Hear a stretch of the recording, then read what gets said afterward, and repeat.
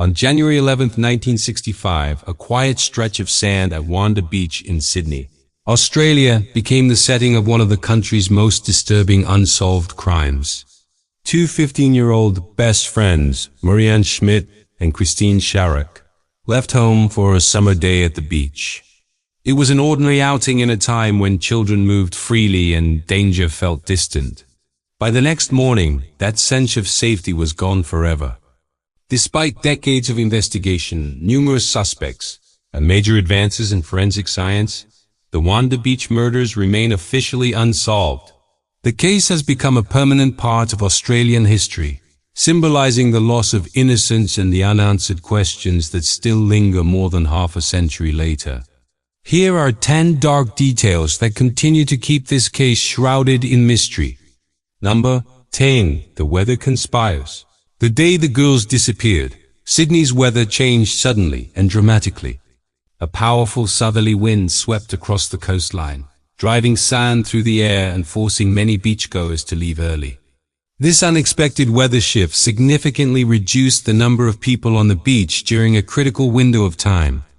As conditions worsened, Marianne and Christine's younger siblings returned to shelter, while the two girls chose to take a final walk toward the southern sand dunes. The combination of strong wind, reduced visibility, and fewer witnesses created circumstances that would later frustrate investigators. The weather did not cause the crime, but it removed many opportunities for someone to see or hear what happened. Number 9. A disturbing discovery. The following morning, a local resident walking near the dunes made a discovery that shocked the entire nation. The crime scene showed clear signs of a violent encounter, leaving experienced investigators deeply affected. Evidence indicated that both girls attempted to defend themselves, suggesting the attack was sudden and intense. From the earliest stages, police believed the crime was targeted and intentional rather than random. Nothing of value was taken, leading investigators to conclude that the motive was not theft, but something far more troubling. Number 8. The missing murder weapon. Despite extensive searches involving police, volunteers, and specialized equipment, investigators were never able to recover the weapon used in the attack. Based on forensic analysis, experts believed it was a small knife commonly available at the time. This made identifying a specific owner nearly impossible. Over the years, many potential weapons were turned in by members of the public. However, shifting sands, environmental exposure, and the passage of time meant none could be conclusively linked to the crime. The absence of the weapon removed a crucial piece of physical evidence from the investigation. Number 7. The man in the shorts. One of the most talked about leads in the case involved reports of a young man seen near the girls shortly before they vanished. Several witnesses described the man wearing brightly colored swimwear, an unusual sight given the worsening weather. Some accounts suggested he may have been following the girls, while others recalled him lingering near their path. Despite composite sketches and public appeals, this individual was never identified. Whether he was an important witness or directly involved remains unknown, making this one of the case's most frustrating unanswered questions. Number 6. A possible link to other crimes. As the years passed, investigators explored whether the Wanda murders could be connected to other violent crimes in Australia. One person of interest was Derek Percy, a convicted child killer suspected in multiple cases. Authorities noted similarities in victim age and the level of violence involved. However, Percy never confessed to the Wanda murders, and no physical evidence placed him at the scene. While the theory raised concerns, it ultimately could not be supported with proof. Number 5. The Christopher Wilder theory. Another name frequently discussed is Christopher Wilder, later known internationally for crimes committed in the United States. Wilder lived in Sydney during the mid-1960s and fit the general description provided by witnesses.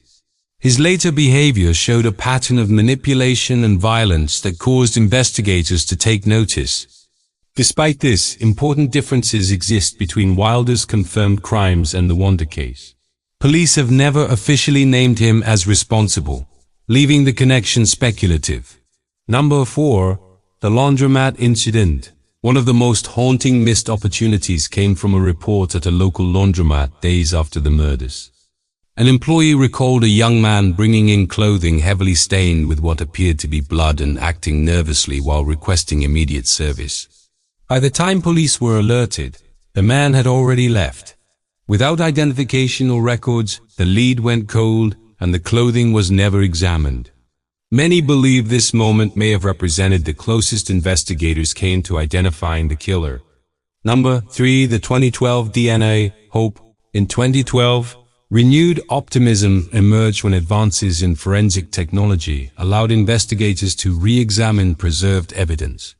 A DNA profile was developed and compared against national databases and known suspects. Unfortunately, the results were inconclusive.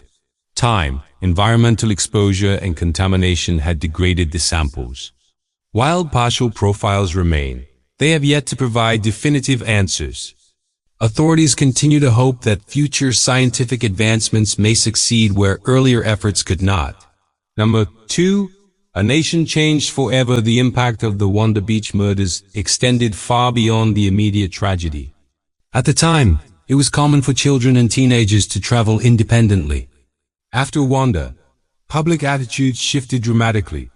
Parents became more cautious, and the idea of unseen danger entered the national conversation. Beaches, once symbols of freedom and summer joy, were now viewed with a sense of caution. Alongside other infamous cases, Wanda marked the end of an era of innocence in Australia. Number 1. The final suspect. In recent years, renewed attention has focused on a man named Alan Logan. Investigative reporting suggested Logan had a history of mental instability and violent tendencies. Some family members reportedly believed he was responsible. He allegedly owned a knife similar to the suspected weapon and showed an unusual interest in the case. Logan died in psychiatric care without making a confession. Without DNA evidence or direct proof, police have never officially named him as the killer. Like all others before him, he remains a suspect, not an answer. More than 60 years later, the Wanda Beach murders remain unsolved. Despite countless theories, named suspects, and investigative breakthroughs, the truth has never fully emerged. What happened between the sand dunes that day remains locked in silence. For Marianne Schmidt and Sharrock, time has not delivered justice. But their story continues to be remembered, not for fear, but as a reminder of the importance of truth, vigilance, and remembrance. And until the answers are finally uncovered, Wanda Beach will remain one of Australia's most haunting unanswered questions.